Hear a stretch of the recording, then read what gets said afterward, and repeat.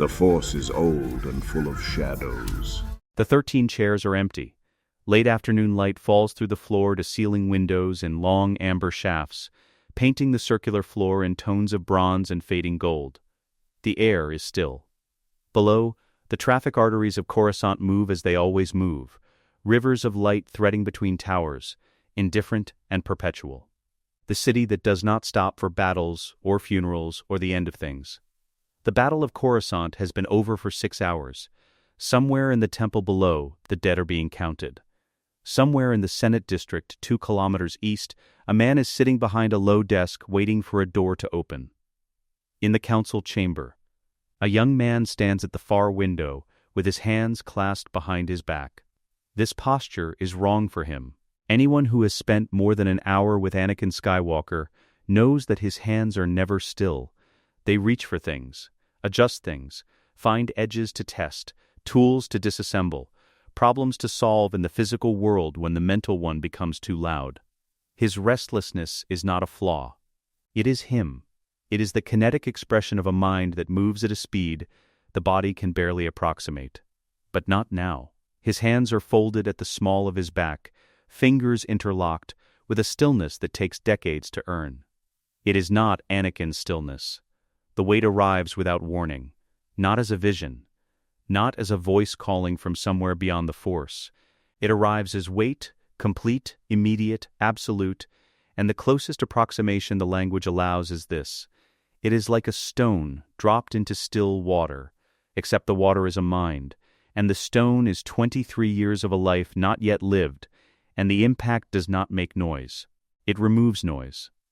The perpetual interior churn of Anakin Skywalker, the grief about the mastership, the fear for Padmé, the low-grade fury at the council's suspicion, the want and the pride and the exhaustion of a young man carrying too many secrets, stops, completely stops. And into that silence, the other life pours in. The first thing is smell. Burning flesh. His own burning flesh, the specific, irreversible wrongness of it, and beneath that, the sulfur and iron of Mustafar's air. The volcanic exhalation of a world that had no understanding of what it was witnessing. He does not see the scene. The memory does not arrive as image. It arrives as the body's knowledge, older and more certain than thought, and it tells him, you burned here. Everything that you were burned here, and you survived it, and that was not mercy. Then the sound. Hiss, click, the respirator. His lungs inside a machine. The sound of a man kept alive against his will. Not against his will at first, but eventually, quietly, yes.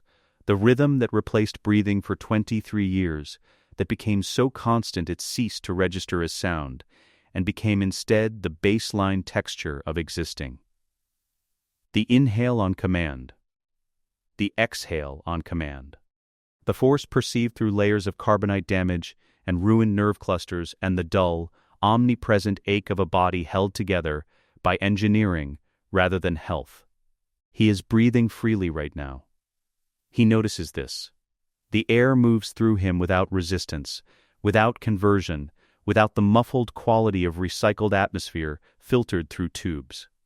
His chest expands on its own. He can feel the space in his lungs, the full, uncompromised space of them. He files it, moves forward. Padmé's face arrives next, but without a scene attached to it. Not the lake at Varakino. Not the morning light through muslin curtains. Not her voice or her laugh or the specific way she looked at him when she thought he wasn't watching. Just her face, the way it might have looked if he had been there when she died. The expression she might have held in that last moment. He was not there. He was in the suit. He was becoming something else while she was in a medical bay on Polis Massa saying, with her last recorded breath, that there was still good in him. He never saw that face. He never will. The grief arrives not as grief but as a datum. He notes it, catalogues it, sets it aside with the practiced efficiency of someone who learned, across 2 decades in armor, that the things that would break you have to be stored rather than felt, because the alternative is the breaking. Then, Luke, the Emperor's throne room. His son, on the floor of the second Death Star, convulsing under blue-white lightning, not fighting back, not begging, just saying, "Father, I won't leave you." The moment the weight of the Emperor became something he could no longer carry. "You were right about me, son." His own voice, from inside the suit, the voice that came through a machine but meant it, completely and finally meant it, for the first time since Mustafar. Then light. His last breath, his own lungs working on their own, for the first time in 23 years. His face, lined and ruined, looking up at Luke from the floor, Luke's hands on his shoulders, Luke's eyes believing in him. And then, nothing. And then this. He is 22 years old. He becomes aware of this in stages, the way awareness returns after deep unconsciousness, the outer perimeter first, then the center. He unclenches the fingers of his left hand, spreads them, makes a fist, opens it again. Flesh, warm, organic, his right arm ends in the prosthetic, the same cybernetic he has worn since Geonosis, 3 years ago in this body's timeline. It is here too, present, its sensation relay functioning, the air temperature and pressure of his fingers registering through it, with the clean precision of good engineering.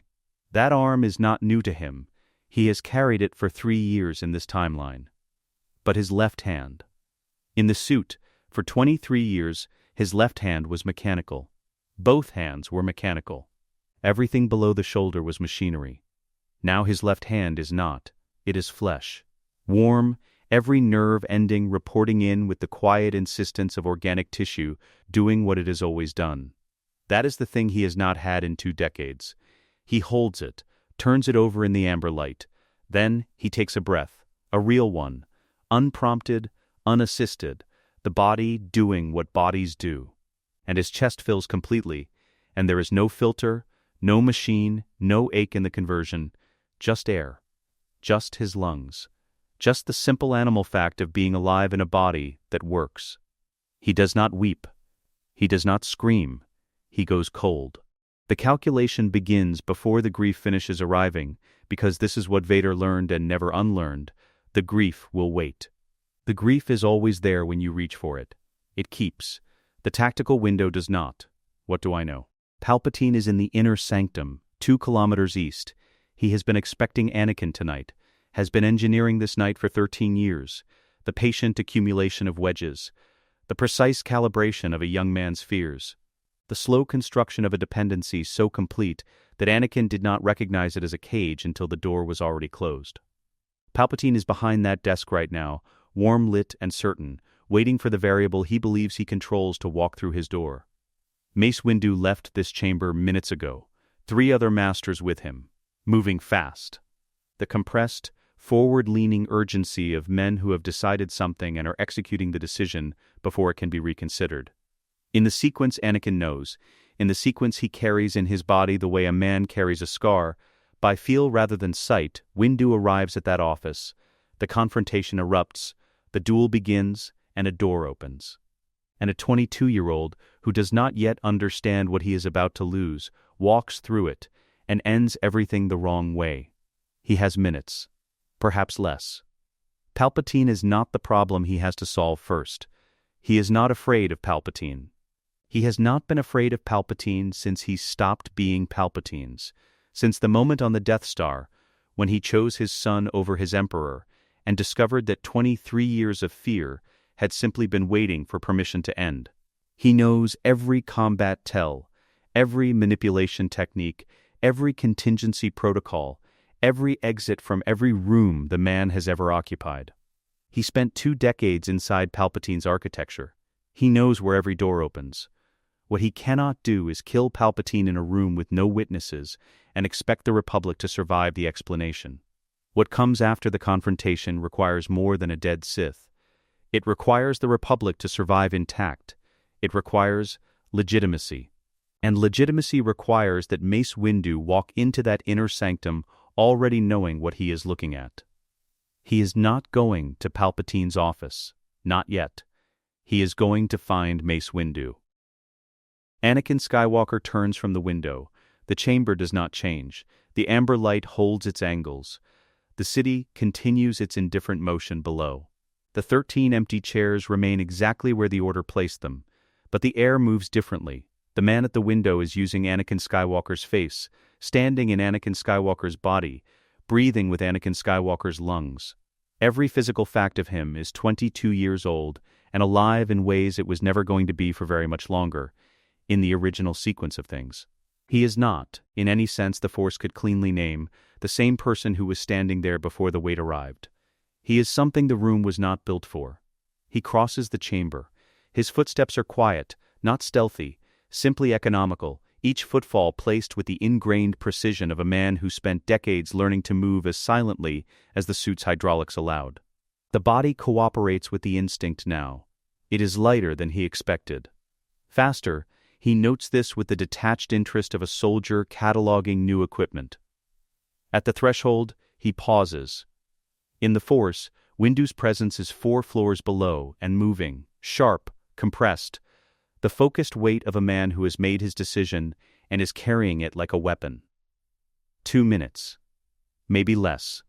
He speaks once, quietly, to the empty room. The Sith thought they killed the only weapon that could end them, he says. They forgot they made me. He steps through the door. The corridor connecting the Jedi Temple's external walkway to the Senate office building's upper executive suites runs for 200 meters through a space designed to impress. High vaulted ceilings of pale stone, polished floors that catch and hold the ambient lighting in long reflections. Friezes along the upper walls depicting the founding of the Republic, senators and generals rendered in the heroic style of an era that believed in heroism as an aesthetic category. The corridor is mostly empty at this hour. Whatever staffers and aides normally traffic this space have read the tension in the air correctly and found elsewhere to be.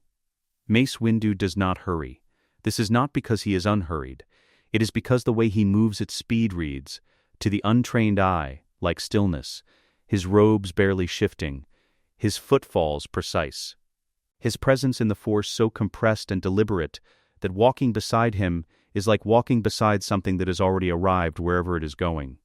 Behind him, 3 masters match his pace without instruction, Agen Kolar on his right, Sae-Sit'in on his left, Kit Fisto 2 steps back. They are not walking to an arrest. They are walking to a conclusion that Windu has tested from every angle and found to be the only one available. He has 40 seconds until the side corridor intersection at the corridor's midpoint.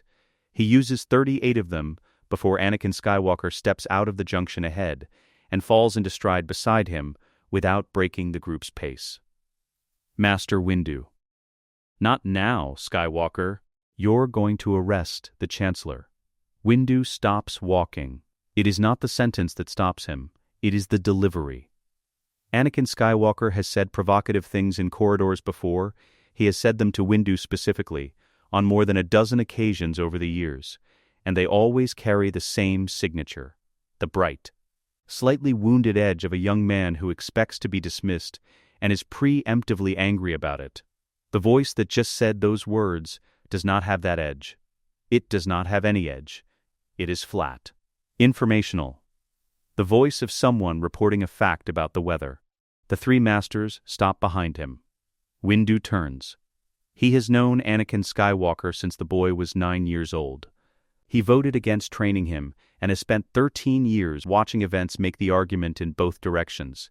He knows Anakin's face in the way you know the face of someone you have watched very carefully for a very long time. The way it holds impatience and pride and wounded dignity in specific combinations. The way his jaw sets when he is suppressing anger. The way his eyes go bright and restless when he is about to do something reckless. He knows the face. This is not the face.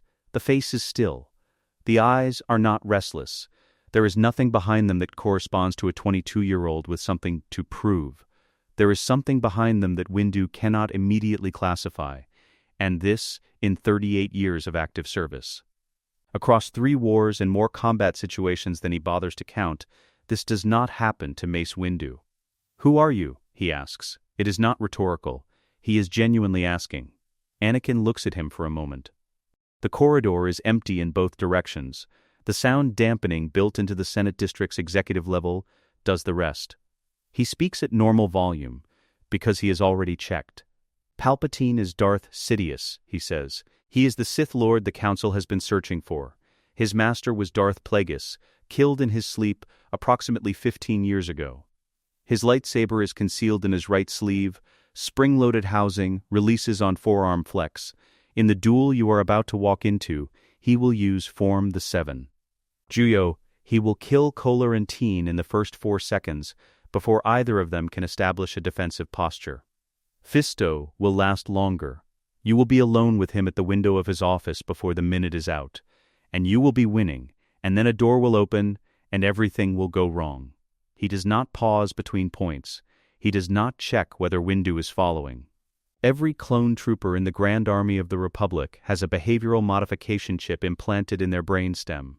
It was installed during growth acceleration on Kamino. When Palpatine transmits an encoded order, Order 66, the chip overrides all volition and compels immediate lethal action against any identified Jedi. It is neurological. The clones cannot refuse it. This is not a hypothetical. This is a mechanism that exists right now, in the skulls of every man in the 501st and every other legion deployed across the galaxy. Kit Fisto's hand is moved to his lightsaber without him seeming to realize it. Captain Rex can be trusted. He is the exception, but only if his chip is removed before any confrontation with Palpatine. I know the exact location in the neural anatomy and the surgical approach. It takes 20 minutes with a competent medical droid. There is a trauma bay on level 8 of the Senate office building's secure wing that will serve. He looks at Windu directly. You should not go to Palpatine's office to duel him. You should go to trigger Order 65. Constitutionally, with Senator Bail Organa of Alderaan as co-sponsor, he is in his Senate office right now, and he will move if someone he trusts brings him the right information. The legal threshold for a Security Council no-confidence motion requires fewer votes than a full Senate majority, and if you reach it before Palpatine can transmit Order 66, you have a lawful arrest rather than a Jedi action that the Senate can spend the next 50 years calling a coup. He stops. Windu has not interrupted once. This is not nothing. Mace Windu interrupts. It is one of his operational habits, the product of a mind that processes faster than most people speak. He does not wait to hear the end of a sentence if he has already arrived at the conclusion. He has not interrupted because he has not arrived at any conclusions.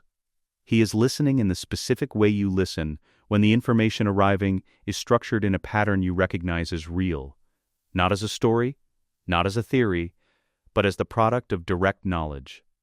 When Anakin finishes, Windu says, "That's either the most complete intelligence brief I've ever received, or you've lost your mind entirely. There's a third option," Anakin says. "I've already died, and I'm not interested in doing it again." Windu does what he has done in every high-stakes situation across 38 years. He reads the Force. He reaches out, not intrusively, not with the surgical precision of Shatterpoint, just the ambient sense that every Jedi maintains as a baseline. And he reads the presence of the man standing in front of him. Anakin Skywalker has always read as a storm. Vast, bright, barely contained, the Force moving through him so densely and so fast that standing close to him in a meditative state gave you the specific sensation of standing too near a fusion reactor. Power at a scale the Order had not documented before him and has not documented since. The presence of someone who could become anything, going in any direction, all at once. What Windu reads now is not a storm. It is a canyon. Old, patient, immovable, the Force moves through this presence not in a rush, but in the deep, slow current of something that has been running for a very long time and has worn its own channel and no longer questions the direction. There is darkness in it, not the active darkness of a corrupted soul, but the specific darkness of someone who has seen the worst possible version of everything and is still standing. There is grief in it, buried deep, the way geological strata buries the evidence of old catastrophes under decades of accumulation. This is not a young man. This is not, in any sense that the Force can cleanly measure, the Padawan Mace Windu voted against training. He does not announce what he has found. He does not name it. He does not have a name for it. What he does instead is pivot. What do you need from me? They are walking again. The reorganization takes 4 minutes. They cover 80 meters of corridor while it happens, Anakin speaking in the low, efficient register of a man who is given operational briefings long enough to know what can be cut. Aegon Kolar and Saesee Tiin get their assignment first. Senate floor. Senator Organa's office is 2 levels below the main gallery. He keeps late hours during active legislative sessions. Tell him that the Jedi High Council formally requests co-sponsorship of a Security Council motion under Emergency Provision 7. He will understand the language. He has been waiting for someone to use it. They exchange a glance. They go. Kit Fisto receives a hollow frequency, passed from Anakin's wrist comm with the practiced ease of someone who has been coordinating clone operations for years. GAR Judicial Division. Hold the line open. Do not transmit until I signal. Fisto takes the frequency. He does not ask where Anakin got access to Judicial Division encryption codes. He files the question for later, when later exists. That leaves Windu. You're coming with me into the outer chamber, Anakin says. Not as the arresting officer. As a witness. Palpatine cannot know you're there until I have what I need on record. And what do you need on record? His voice. His words. Enough of them that what follows cannot be reclassified as a Jedi action taken without provocation. A beat. He will give them to me. He always did. He enjoys the monologue. Something moves across Windu's face that is not quite an expression. It is the adjustment of a man recalibrating. He looks at Anakin for 2 more seconds, measuring, evaluating, running the Force red one more time against the intelligence he has just received. The canyon looks back. Patient, still waiting. All right, Windu says. They reach the end of the corridor. The Senate office building's secure entrance is 20 meters ahead. The amber glow of its lobby lighting visible through the transparisteel doors, the crimson shapes of 2 Republic guards standing post on the other side. Anakin does not slow down. One more thing, he says, as they walk. Whatever you sense from him once he drops cover, do not react to it.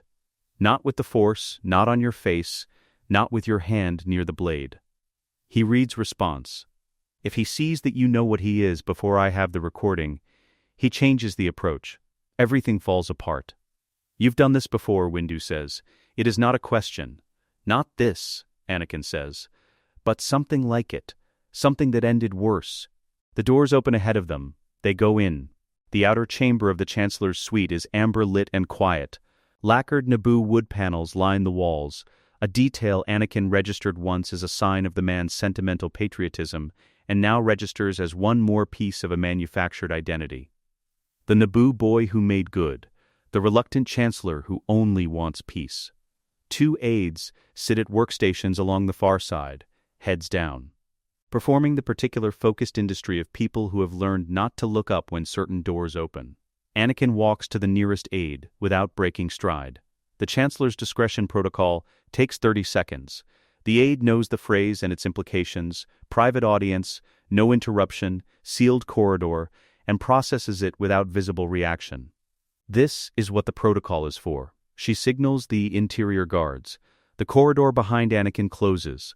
The 2 guards at the inner sanctum doors step back to escort-only position. Windu takes the near wall. He does not sit. He stands with his hands folded, looking for all purposes like a senior Jedi, waiting for a colleague to finish a scheduled meeting. He will not be visible through the inner sanctum's doors. He does not need to be. Anakin presses his left wrist against his right forearm. The recording device, a slim capture unit taken from a Temple intelligence office 20 minutes ago, confirms activation with a vibration so faint it would not register to an observer as movement at all. The inner sanctum doors open. The room is exactly as he remembers it. This is the specific, nauseating quality of returning to a place known only by memory from a direction you were never supposed to travel. Floor-to-ceiling transparisteel windows. The Coruscant skyline beyond them, the city's perpetual light deepening now toward evening, the last warmth of the sun catching the upper towers in amber while the canyons below have already gone to shadow. The antique desk, low, heavy, old Republic era, positioned with the precise calculation of a man who understands that making visitors look slightly upward at whoever sits behind it is not a furnishing choice. It is a geometry of power, maintained across decades without apology. The wall panels to his left. Filing archive, to every appearance. He can feel what is behind them now, the faint, oily pulse of objects that predate this republic, this senate, this building. Objects that have been fed darkness so long they have begun to generate it passively. A low radiation of wrongness that most Force sensitives would mistake for the ambient unease of a governmental building and its accumulated decisions. He had made that mistake once. He does not make it now. Palpatine rises from behind the desk. The expression is the one Anakin knows, has always known. Warmth worn at the edges with careful exhaustion. The paternal relief of a man whose concern for a specific young person exceeds his concern for protocol. The Chancellor of the Republic, setting aside the weight of galactic governance for the more important matter of this one Jedi, this one evening. "My boy," Palpatine says, "I worried when you didn't come sooner." Anakin sits in the chair across the desk. He has 3 minutes. He performs young Anakin for 3 minutes, and the performance is exact, because the memory is exact. He lets his jaw carry the frustration of a man who has been publicly humiliated by the institution he has devoted his life to, controlled, but legible. He references the denied mastership with the tone of someone trying to be reasonable about something that is not reasonable. He responds to Palpatine's careful sympathy with the cadence of a young man who does not have many people to talk to about the things that matter most to him, and who is grateful, genuinely grateful, for this one. The performance requires almost no effort. He spent 23 years under a man who studied him with the intensity of a predator studying prey. He knows exactly what Anakin Skywalker looked like from the outside, because Palpatine showed him, not directly, but in the architecture of every manipulation, every lever pulled, every pressure applied with surgical accuracy over 13 years. You understand a lock completely only once you understand what it was built to keep in. Palpatine moves toward the Plagueis anecdote. Anakin can see him approaching it the way you see a path through a landscape once you know the terrain, the particular quality of warmth in Palpatine's voice dropping half a register, the slight forward lean over the desk, the shift from my boy to Anakin that signals the approach of something Palpatine has decided to frame as a confidence. And then, Palpatine reaches into the Force. The probe is subtle, practiced across decades to a refinement that most Force sensitives would never identify as anything beyond ambient sensation. Palpatine does not push, he opens a channel, the way you open a hand to feel whether it is raining, and waits for the familiar texture of Anakin Skywalker's emotional weather. The specific signature of fear for Padmé, the hot edge of pride wounded by the Council's condescension, the hunger for power that could be framed as purpose, the loneliness of a man whose capacity for attachment the Order tried to train out of him and failed. He finds nothing. Not a wall. Not a block. Not the specific resistance of someone deliberately refusing entry.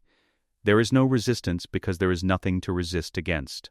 Where the familiar levers should be, there is only a settled, patient absence, like a room where the furniture has been removed and the space rearranged around different priorities entirely. The confusion is fractional. A quarter second of recalibration behind Palpatine's eyes, smoothed over so quickly and so professionally that a less attentive observer would miss it completely. Anakin does not miss it. He watches Palpatine find the empty room in the Force and paper over his reaction in the same breath, and he thinks, there it is. The first crack in the foundation of a man who has never been surprised for longer than he could help it. He gives Palpatine none of this. He gives him the practiced frustration, the grateful lean, the expected mask. He waits. He lets the 3-minute mark pass. He lets Palpatine arrive at the inflection point, the exact breath before Darth Plagueis the Wise enters the room, and the conversation changes direction in the way it was always designed to. Then he speaks. He does not say Palpatine's name. He speaks from direct memory, precisely, without hesitation.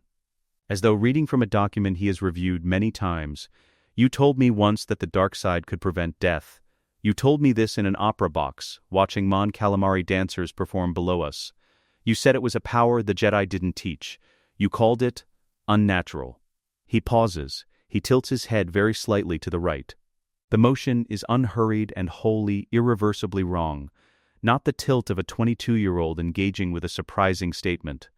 the tilt of someone who has been waiting a considerable time for this particular moment to arrive, and is in no hurry now that it has. "I believed you," he says. "For 23 years, I believed you. And then you let her die anyway." The room goes still.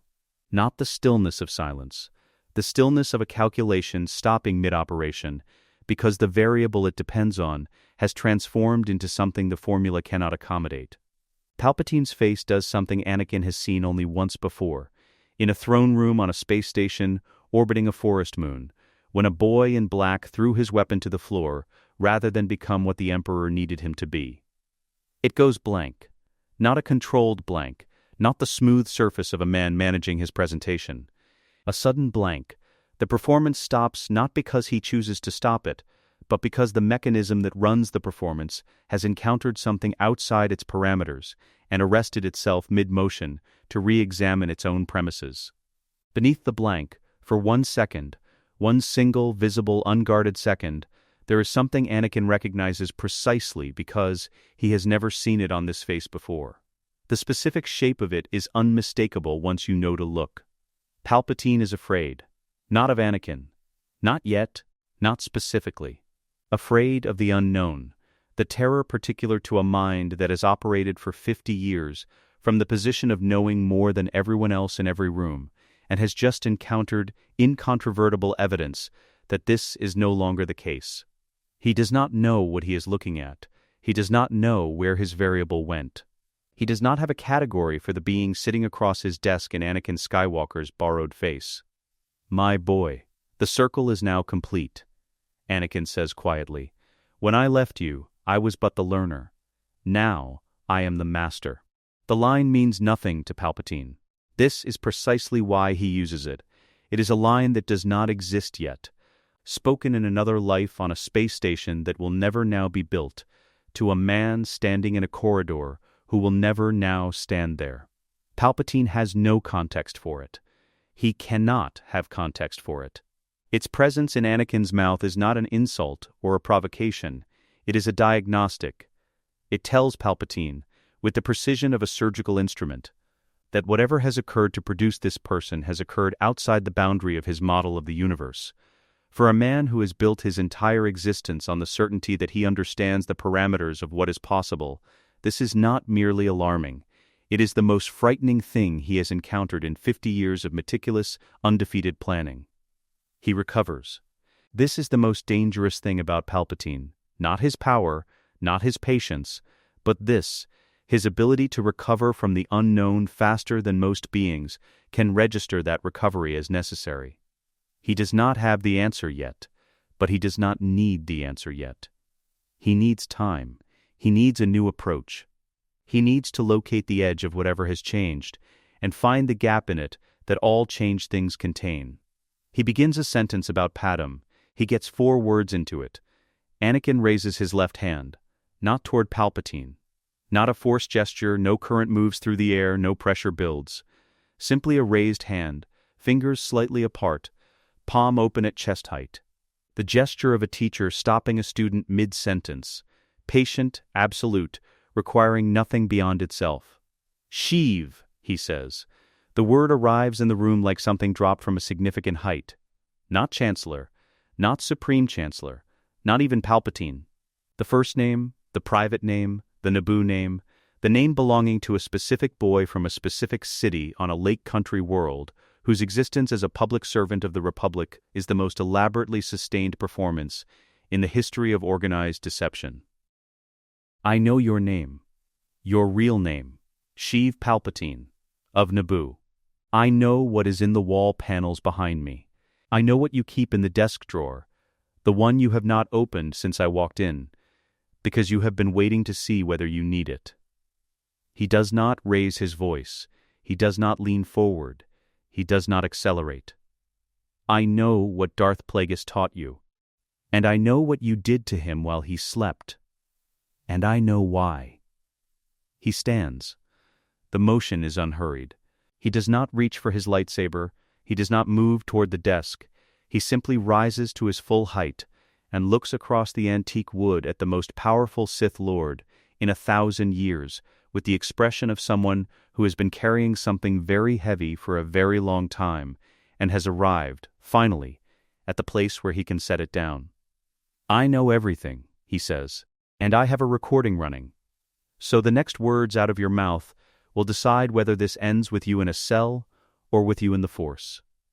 The outer chamber aide has frozen at her workstation. She does not know what is happening in the room behind the sealed doors, and she has learned, in however many years of working in this building, that the correct response to not knowing what is happening behind sealed doors is to pretend with great concentration to be doing something else. Mace Windu stands at the near wall. He has not moved from this position in 9 minutes. He has heard everything. The walls of the inner sanctum are sound-dampened. Against ordinary hearing, they are impenetrable. Against a Jedi Master who has spent 38 years learning to extend his senses through Force-enhanced perception, they present a mild inconvenience. He heard the 3 minutes of performance. He heard the break, the opera reference, delivered in a register he did not recognize as Anakin's until he understood that was precisely the point. He heard the 1 second of absolute stillness that followed. He heard a Sith Lord encounter something outside his model of the universe, and the particular quality of silence that loss of control produces. And he heard, "I know everything, and I have a recording running." That is the signal. He pushes off the wall, crosses the outer chamber, and opens the corridor door without breaking stride. In the Senate corridor beyond, a clone runner in civilian dress, no armor, no insignia, exactly as Anakin specified, stands at the junction waiting. Windu raises his right hand. 2 fingers. Down, the runner's wrist comm activates. 1. Transmission. 3 seconds. A single code sequence routed through the 501st's command frequency, 65 confirmed. Windu turns and walks back to his position at the wall. He folds his hands. He waits. Here is what was already in place before Anakin Skywalker walked into that inner sanctum. In the hours between the memories arriving and the moment he stepped into the corridor to intercept Windu, he had not rested, had not eaten, had not spent a single minute on anything that was not the architecture of what was about to happen. The mind of a man who spent 23 years administering an empire does not require recovery time. It requires problems. He gave it several. The first was Rex. The inhibitor chip sits at the base of the brainstem in every clone produced on Kamino. Standard installation, same neural address, documented in growth records that Palpatine believed were classified beyond reach. Anakin knows the address the way a surgeon knows a specific anatomical landmark, precisely, without consulting a reference. He found Rex in the 501st's forward staging area near the Senate district and told him what Fives had tried to tell him a year ago. He did not ask Rex to take his word for it. He described the chip's location in Rex's own skull with enough specificity that Rex's expression, normally professional to the point of being unreadable, shifted into something that Anakin recognized as a man discovering that what he had filed as trauma was actually evidence. The surgery took 19 minutes in the staging area's medical bay. The chip came out intact. Rex turned it over in his palm for a long time without speaking. "What do you need from me?" he said finally. The 501st was positioned around the Senate office building before the canonical timeline's crisis point. Standard emergency deployment, justified under ongoing Battle of Coruscant security protocols. Nothing unusual in the paperwork. No one looked twice. The second was Senator Bail Organa of Alderaan. Anakin reached him at his Senate office using intelligence that no one outside Palpatine's innermost circle should have possessed. Specific dates and transfer amounts from the Chancellor's sealed veto records, the financial anomalies in war appropriations that Organa had been quietly investigating for 8 months without yet being able to prove. He named the shell companies. He named the intermediaries. He gave Organa the evidence trail he had been building toward and told him what to do with it. Bail Organa does not panic. He prepares. He spent the remaining hours before the confrontation preparing. The third was the intelligence package. Force-recorded holographic testimony, including everything captured on the wrist device from the moment it activated. Sealed under a time-release cryptographic lock and lodged with the Senate Judiciary Archive's Emergency Evidence Protocol. The release timer was set for 2 hours from activation. If anything went wrong in those 2 hours, the evidence would exist without him. That was the architecture, built in the gaps of a city still processing the aftermath of a battle. By a man who looked like a 22-year-old Jedi Knight and moved through institutional machinery like someone who had spent 2 decades learning exactly where its load-bearing walls were. Across the Senate district, the 501st began to move. Not dramatically. That was the point. Clone squads rotated into positions at every ground-level exit of the Senate office building. The rotations timed to read as a shift change in the ongoing post-battle security deployment. At T-Walkers, 2 of them, rolled into position on the avenue 2 blocks north, engines at idle, their bulk visible above the roofline to anyone looking from the upper floors. Not advancing. Simply present. Lot/I gunships held at altitude above the Senate district in a loose holding pattern. Running standard position lights, not descending, not deploying. The message was not aggression. It was geometry. The geometry of a situation that is already resolved, waiting patiently for the paperwork to acknowledge it. On the Senate floor, Bail Organa rose from his seat. He had been composed for 20 years of active service in this chamber, through crises that unmade other people's composure entirely, and this was not a quality he manufactured. He stated his request without preamble, an emergency session of the Security Subcommittee under Article 14 of the Republic's Security Charter. The co-sponsors, 7 senators assembled in the small hours through Organa's private channels, each given specific intelligence that addressed their objections before those objections could form, were in their seats. The motion was prepared. He had known what to do since the encrypted transmission arrived at his office before dawn. He had spent the intervening hours doing it. The vote began. In the inner sanctum, Palpatine felt the first thread go dark.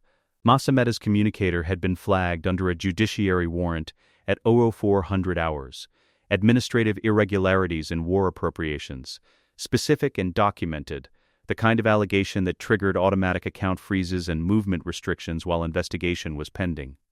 Ameda had attempted to reach the Chancellor's secure channel 17 times in the preceding hour. Each transmission had been cleanly rerouted by a modification introduced to the Senate communications grid during a scheduled maintenance window when traffic monitoring was low. Sly Moore had not been reachable since dawn. Palpatine reached for the familiar network, the leverage points, the proxies, the accumulated infrastructure of decades, and found it dark in the specific way a room goes dark when the power supply has been physically removed rather than when a fuse has simply failed. Not an outage, a removal. He was too disciplined to allow this to reach his face. He looked across the desk at Anakin. At the stillness there, at the patience in it, the quality he had been trying to identify since Anakin sat down. The quality of someone who has already seen the board and is simply waiting for the moves to complete. Outside the transparasteel windows, one of the gunships moved through its holding pattern at altitude, catching a reflection of the last evening light. A brief flash, visible for a single second above the Senate roofline. "You've been busy," Palpatine said. The tone was even. Calibrated, professionally steady, the register of a man receiving new information without surrendering his posture to it.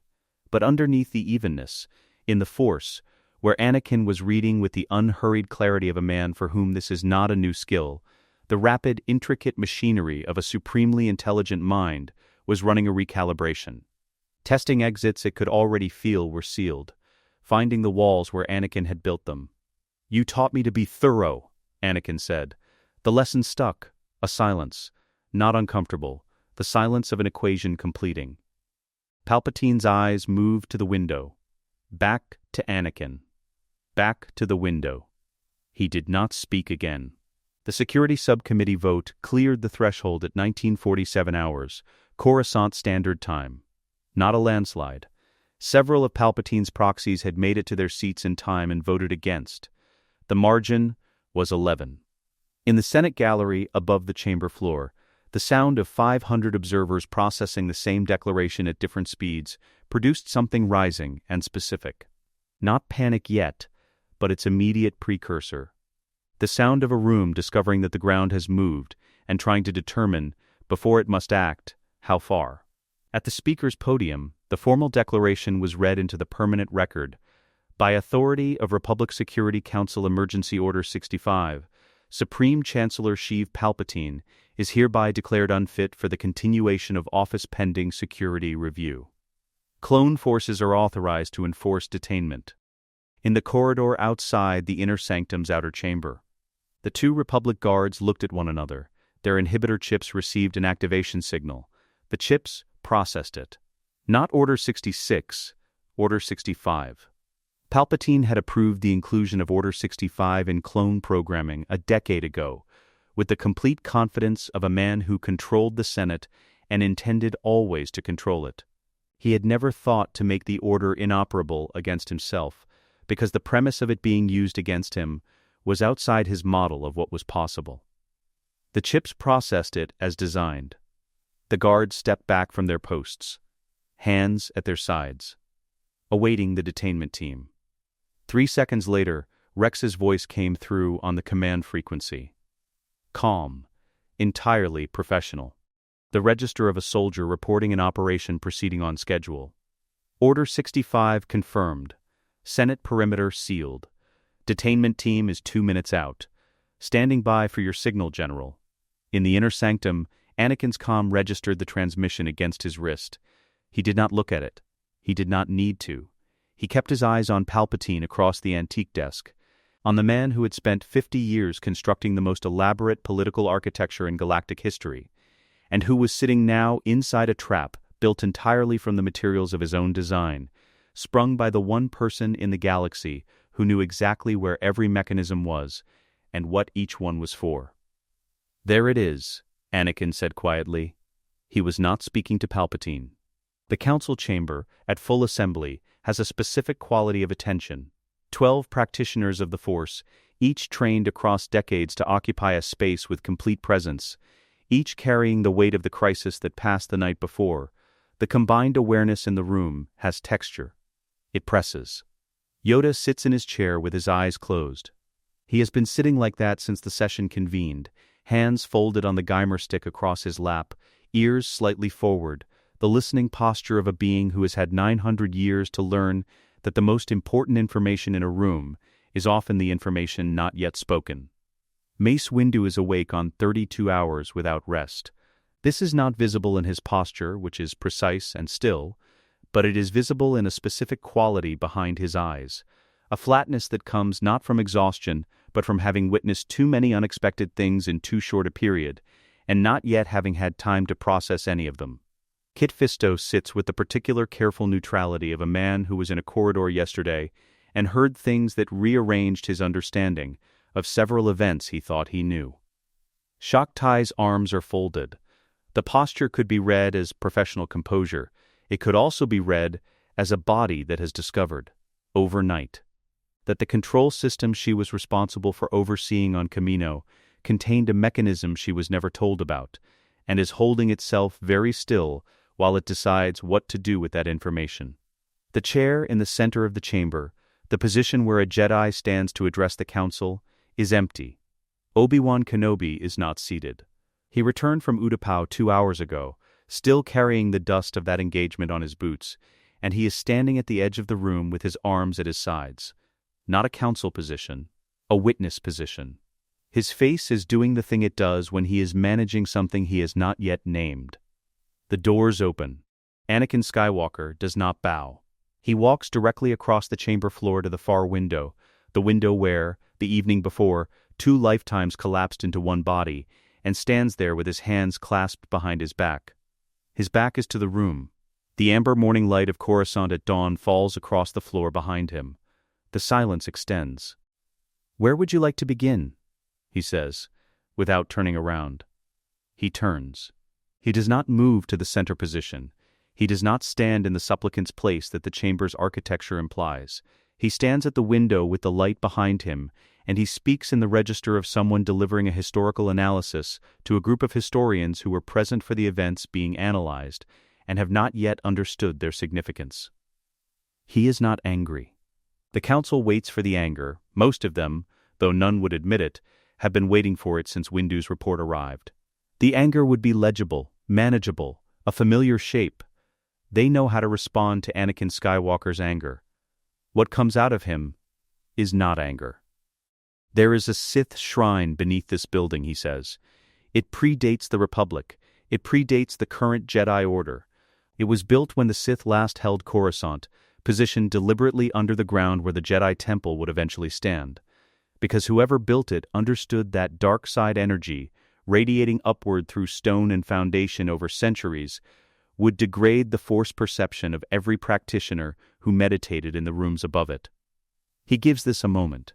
Every vision processed in this chamber for the last 1,000 years was filtered through that distortion.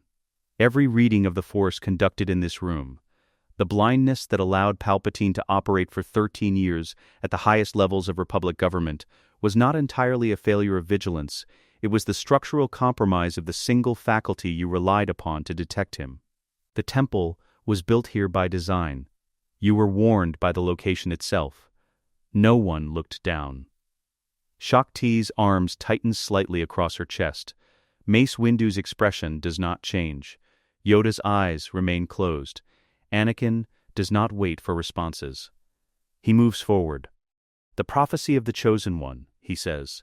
The Jedi's interpretation was that balance in the Force means the extermination of the Sith, the elimination of the dark side as an active force in the galaxy.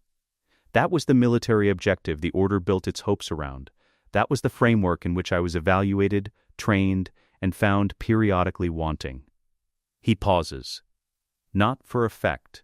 He is choosing precision. Balance is not the elimination of darkness. It cannot be. Darkness is not an infestation to be removed. It is a structural component of the Force itself, the same way shadow is a structural component of light. Balance is the ability of a sentient being to hold both within themselves without being consumed by either. The prophecy was not a military objective. It was a description of a soul. You spent 19 years trying to train the qualities necessary for that out of the one being in the galaxy the prophecy identified, and then expressed surprise when the training produced a fracture. Ki-Adi-Mundi opens his mouth, closes it. Something in the quality of what he is hearing has removed his objection before he can form it. The code, Anakin says. And here, for the first time, something shifts in his voice.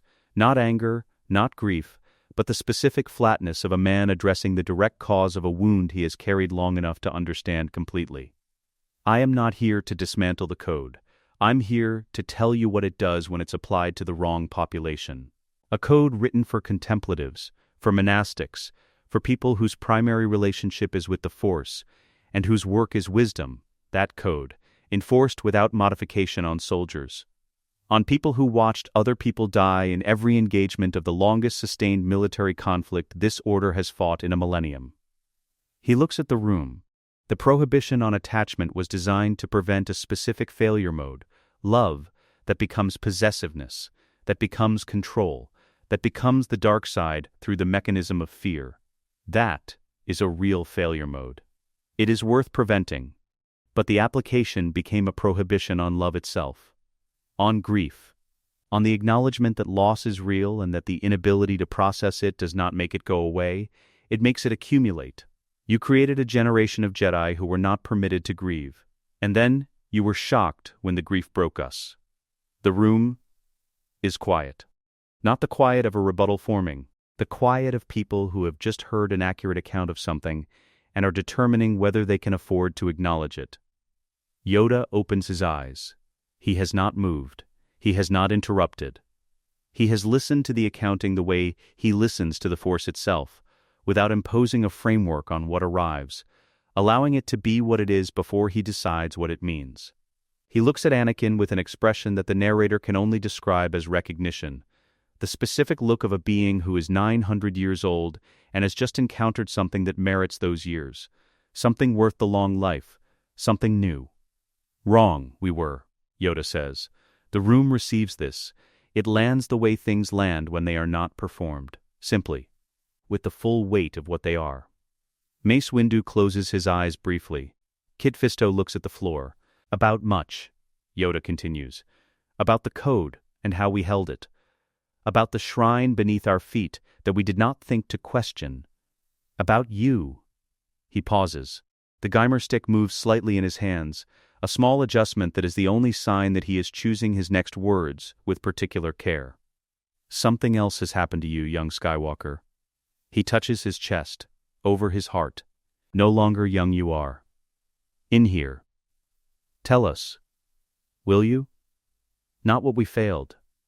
Tell us what you have seen. Anakin looks at him for a moment. Then he does something that no protocol requires, that nothing in the chamber's architecture invites, that the session's formality does not call for. He walks to the center of the chamber. He sits down on the floor. Not in any formal posture, not in the cross-legged meditation of a Jedi presentation. He simply sits, in the middle of the circle, in the position that has always been the supplicant's place, but not as a supplicant. As someone who has decided to be in the center of the room because the room is where the conversation belongs. The council watches this. Several of them have served on this council for decades. None of them have seen this done. I've seen a future that won't happen now, he says. He is speaking to Yoda, but he is speaking to all of them. Not a vision, not a premonition in the Force. A complete and detailed future, 23 years of it, in which you all died. Not in this room, not in one engagement. In ones and twos and small groups, on 100 different worlds, hunted, the Order didn't fall in a battle.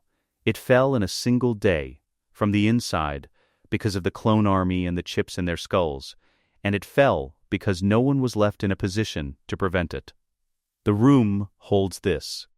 I am here because somehow, in a way I do not intend to spend time explaining. I know that future and have spent the past 36 hours ensuring it does not occur.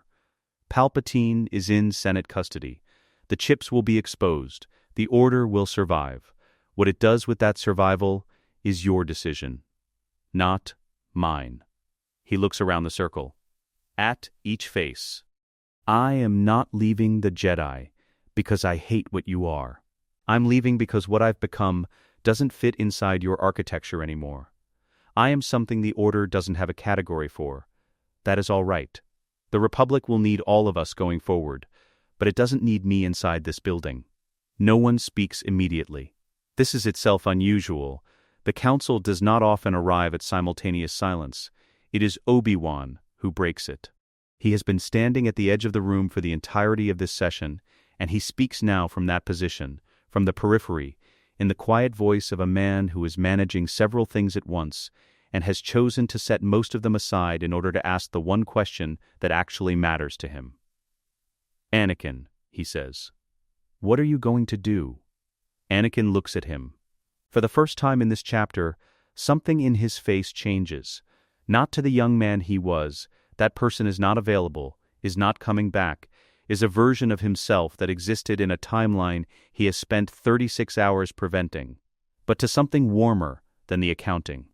To the recognition of a specific person, specifically known across a specific and complicated history. I'm going to finish what I started, he says, and then I'm going to go home. Obi-Wan holds his gaze for a moment. Something moves through his expression, grief, and something beyond grief, some private adjustment being made to a model of the world that has been quietly breaking since yesterday and has just been given its final shape. He nods. The morning light continues its arc across the chamber floor, 13 chairs in a circle, one man sitting in the center of them, in a room that was not built for what he has become, quietly waiting for whatever comes next. For 12 hours, Palpatine was cooperative. Every judiciary staffer who entered the inner sanctum to collect documentation reported the same experience. The Supreme Chancellor, the man the Republic now officially considered to be pending security review under Emergency Order 65, was pleasant. Accommodating, he offered Calf. He expressed measured concern about the constitutional implications of the proceedings and hoped the process would be conducted with appropriate deliberation. He handed over every document requested without requiring a second request. He remained at his desk through the night, accessible and uncomplaining, a model of institutional cooperation. He was buying time and using it well. 12 hours is sufficient time for a supremely intelligent being to run exhaustive analyses. He mapped the trap, its architecture, its entry points, its load-bearing elements. He identified what Anakin had built and where he had built it. He found the intelligence package in the Judiciary Archive and recognized, from the encryption signature, that tampering with it would constitute additional evidence rather than its removal. He reached for his Senate proxies and found them dark. He reached for his communications channels and found them blocked. He modeled 17 exit scenarios and found each of them addressed, not by the Jedi, not by force power, but by the application of knowledge to institutional process. The knowledge of his own playbook turned against him with the precision of someone who had studied it for 23 years from the inside. He had not found a way out. What he found, instead, was a window. The Senate Judiciary Committee was convening a full public session at midday to present the evidence formally, the recording, the intelligence package. The testimonies of Masameda under questioning, public, on the record, entered into the permanent archive of the Republic's legislative history. After that session, the evidence would exist in a form that could not be suppressed or reframed, regardless of what happened to the people who assembled it. 40 minutes before the session was scheduled to begin, Palpatine stood up from his desk. He smoothed his robes. They were immaculate. He had changed at some point in the night, and the Chancellor's formal crimson was perfectly pressed, the hood folded back. The bearing of a man who presented himself to the Republic's institutions as he always had. He walked to the private turbolift at the back of the inner sanctum. The judiciary supervisor in the outer chamber noted his movement toward the lift and transmitted a query to the oversight protocol. The query received no response. By the time the supervisor reached the turbolift doors, they had already closed. The Senate Rotunda at midday holds a particular quality of light. The chamber's upper dome is designed for it. The transparasteel panels in the apex of the structure are angled to catch the sun at its height and distribute it downward through the full vertical space of the room, illuminating the senator's pods and the central floor in a clean, even glow that flattens shadow and suggests, in its way, the Republic's aspiration toward transparency. 500 senators and their staffs were assembling for the judiciary session. The gallery was filling. The floor pods were extending into position. The speaker's dais was receiving its final technical preparations. The first sign of wrongness was a pressure change. Not dramatic, not the sudden compression of an explosion. A slow, incremental increase, like the atmosphere of a room when something has entered it that belongs to a different order of reality entirely. Aides rubbed their temples. A senator on the lower tier checked the environmental controls on her pod's display and found them nominal. A protocol droid in the central corridor paused mid-step as its pressure sensors registered an anomaly, then resumed. Because the anomaly did not match any catalog threat profile. Force sensitives felt it differently. The 4 Jedi observers positioned in the upper gallery, Kit Fisto, 2 temple guards, and Anakin Skywalker, felt it as a pulling, a directional sensation in the Force, concentrated and deliberate, like a drain opening in the center of a still pool. Not ambient, not background. Intentional, Anakin was on his feet before the lights changed. The lights changed. The structural illumination of the rotunda flickered once, a fractional dimming, the kind that registers at the edge of awareness before the conscious mind can identify it as notable. Then, the holo screens on the speaker's dais went dark simultaneously. Then the ambient lighting dropped by a third, the warm midday distribution replaced by something cooler and dimmer. The cause was not a technical failure. Every force sensitive in the gallery felt it simultaneously, a concentration of dark side energy at the center of the room, unprecedented in its density, pouring outward from a single source. Not the ambient background whisper of the Sith shrine beneath the temple. Something active. Something unleashed. The electronics failed, because the electronics were not built to coexist with power at this scale, pouring raw and unchecked through a confined space. Below, on the rotunda floor, a door opened. Palpatine walked in from a maintenance passage on the chamber's west side. He moved at the same measured pace he used when entering the chamber for official sessions, unhurried, deliberate, carrying the weight of his office in his posture. His robes were immaculate. He crossed the floor to the center to the speaking position and stopped. He looked up at the galleries. He was quiet for a moment. The assembly was beginning to register that something was wrong. Senators looking at each other, at the darkened screens, at the figure standing in the center of the floor in a chamber that had not been formally called to session. The murmur that had been building subsided in the specific way Murmurs subside when 500 people simultaneously decide to be quiet without having agreed to it. Then, with the precise and practiced discipline of a man who has maintained a performance for 50 years and is choosing, at last to end it, Palpatine stopped hiding. The dark side of the Force, when a practitioner of Palpatine's magnitude releases all concealment simultaneously, does not arrive quietly. It arrives in the electronics first. The hollow screens that had already dimmed now cracked outward from their centers, the transparisteel shattering in place, held in position for one suspended second before clattering down in cascades. Then in the air, the smell of ozone, sharp and chemical, the specific scent of atmosphere, disrupted by something more fundamental than lightning. The dark side energy pouring off him without concealment, charged the room's metal fittings, arced between the gallery rails in chains of purple-white light, found the structural conductor paths built into the rotunda's framework, and used them. The light that remained came only from the apex dome's natural panels, and from the arcs of force lightning dancing between Palpatine's outstretched hands. He did not rise from the floor. He did not need to. He stood at the rotunda's center as if the chamber had been designed around him, as if every senator's pod, and every gallery tier, and every polished surface of the Republic's grandest deliberative space existed only to frame what was standing in its middle. His chancellor's face was gone. What remained was the face beneath it, the pale, ravaged architecture of Darth Sidious. The yellow eyes that had been concealed behind grandfatherly blue for the entirety of his public life, the true lineaments of 1,000 years of Sith patience, made flesh. 500 gathered representatives of the Republic were looking at this face, most of them for the first time. Some of them, in the weeks that followed, would report that the most disturbing thing was not the lightning or the darkness or even the face itself, it was the recognition. The sense of having looked at this face across 13 years of Senate sessions and realizing, only now, what had always been there. "You wanted the truth," Sidious said. His voice filled the chamber without amplification, not electronics, but the Force itself carrying the sound, pushing it outward to every corner with the pressure of absolute authority. "Here is the truth. I am Darth Sidious.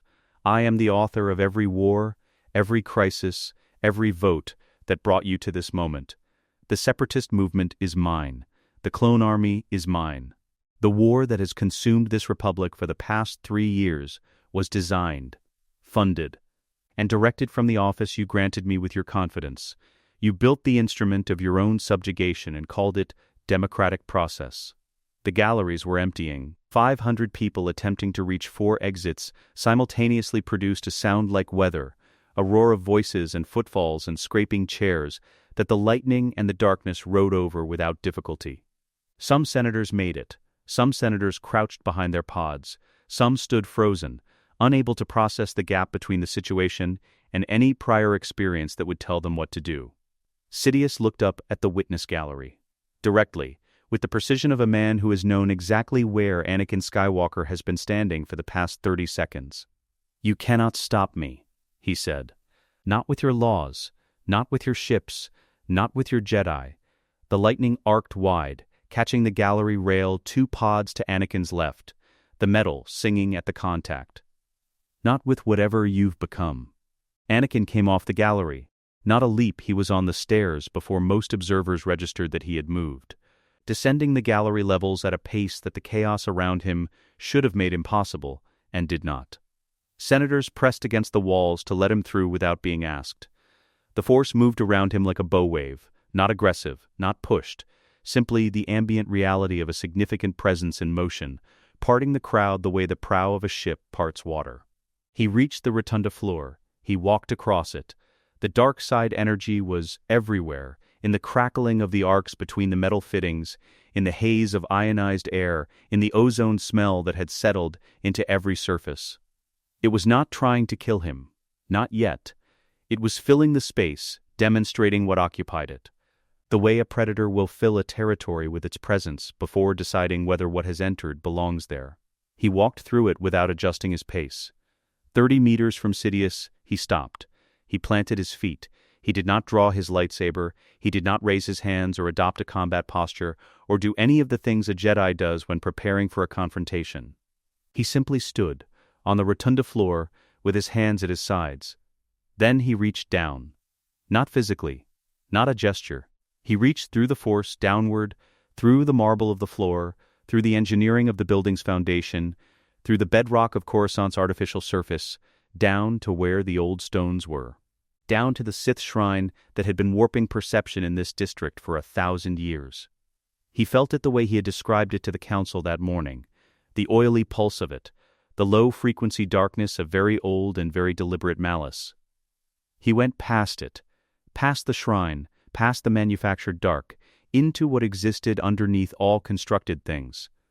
The Force itself. Not as a tool or a weapon or a philosophical framework, but as the actual fabric of what the universe is made from, light and shadow both, indivisible, ancient beyond the capacity of language to address. He let it come up through him, the way deep water comes up through the roots of something planted on a shore. He became a point. The dark side energy hit him and wrapped around him, the way moving water wraps around a stone. Not deflected, not absorbed, simply redirected by the fact of something that was more fundamentally present than the unrestrained darkness could account for. Sidious's eyes narrowed. The calculation was visible, even from 30 meters, even through the lightning and the dim and the ionized air. A supremely intelligent being processing the information that the variable he had identified as manageable is not in fact presenting as manageable. "Interesting," he said. "You have no idea what I am," Anakin answered. The words came out level, not raised, not performing for the gallery, not aimed at the 500 terrified representatives who were in various stages of exit or hiding. They were spoken in the register of a simple, private, accurate statement of fact. "You never did." The lightning moved between them. The dome's natural light fell through the apex panels in clean shafts, unimpressed by what was happening in the chamber below. Somewhere in the upper exits, the last of the senators cleared the doorways. The rotunda, for the first time in the memory of the Republic, was empty except for 2 figures on its floor. One of them was waiting, the other was deciding. Mace Windu drops from the opposite gallery. He does not announce it. He does not call out or ignite his blade until the moment his boots find the rotunda floor, the violet blade cracks into existence in the same instant as the landing. The sound of it filling the empty chamber like something splitting.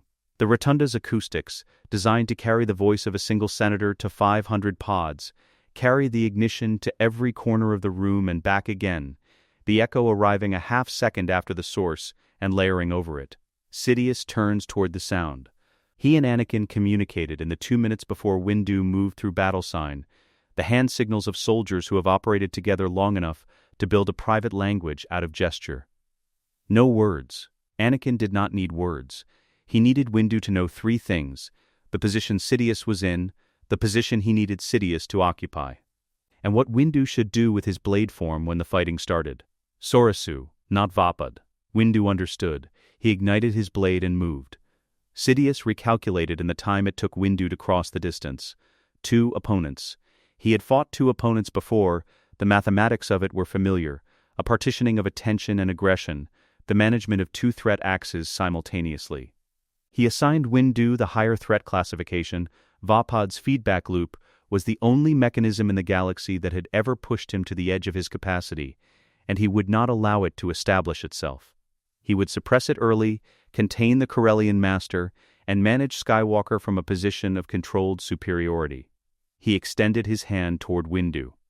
The lightning came out in a sustained chain, not theatrical arcs, but a compressed, directed stream aimed at the violet blade, with the specific intent of initiating the feedback loop on his terms. Windu deflected it.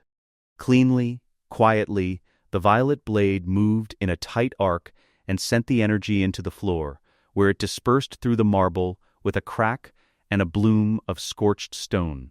No absorption, no cycling, no dark side energy taken in and returned. Simple deflection, the way a good roof deflects rain, sending it somewhere else without engaging with it. Sidious pressed harder. Windu gave ground. 1 step back. 2. His blade moving in the close, circular patterns of Sorasu's defensive geometry. The smallest deflections necessary, the least footwork. the most conservative form in the Jedi lexicon. He was spending nothing, receiving nothing, returning nothing. Sidious was throwing energy into a form that simply declined to participate, and the harder he pressed, the more evident it became that there was nothing to grab. This was wrong. This was not how Windu fought. Sidious pressed harder still. Windu continued giving ground, backward and to the right, opening the floor to his left, creating space that looked like retreat and was something else. The rotunda's floor was treacherous. The arcing energy had scattered debris across it, broken sections of the gallery rail, fallen lighting rigs, the shattered casings of the hollow screens. The path Windu was creating through this obstacle field looked like the path of pursuit. It was the path of a funnel. Anakin had been circling for 90 seconds. He moved along the outer edge of the rotunda floor, in the shadow of the lower gallery overhang, keeping his hands at his sides and his presence in the Force at the lowest sustainable level. Not a block, not the active effort of someone constructing a wall against sensing. Something more specific and considerably harder, the controlled emotional null. The state Vader had lived in for 20 years. He reached for it the way you reach for a tool you know is there, but dislike using. He found the place underneath all the feeling, underneath the calculation, the grief, the residual warmth of the evening with Padmé, the complicated satisfaction of watching the Republic's mechanics run correctly, and he let it come up. The absence, the specific quality of a consciousness that has chosen not to engage with the pain waiting below the surface, because engaging with it is not currently survivable. In the Force, he went dim, not invisible. Peripheral, the impression of a presence that Sidious's attention could slide past in the same way the eye slides past something at the edge of vision when the center is occupied. Sidious was occupied. The Ceresu problem was demanding his full analytical attention, pressing him forward, drawing him left, toward the two columns that supported the gallery above the chamber's central well. Anakin moved to Sidious's right flank. 20 meters. 15, he stopped. He activated his lightsaber. The blue blade came up in one specific, precise posture, weight forward, blade angled back behind the right hip, left hand extended slightly for balance. The Form V ready position, the exact stance that Anakin Skywalker had used in every training duel, every combat engagement, every recorded bout since his apprentice years. The stance that Palpatine had analyzed across hundreds of hours of observation, had mapped into a combat model, had built specific counter-strategies to address. The stance of a young man performing his familiar pattern. Sidious registered the ignition in his peripheral Force sense. He processed the posture. He assigned it the expected threat level and allocated the corresponding fraction of his attention to manage it, enough to intercept the heavy opening strikes of Gemso's power sequence when they arrived, the predictable combination he had been waiting for. He continued pressing Windu. The columns were close quarters now.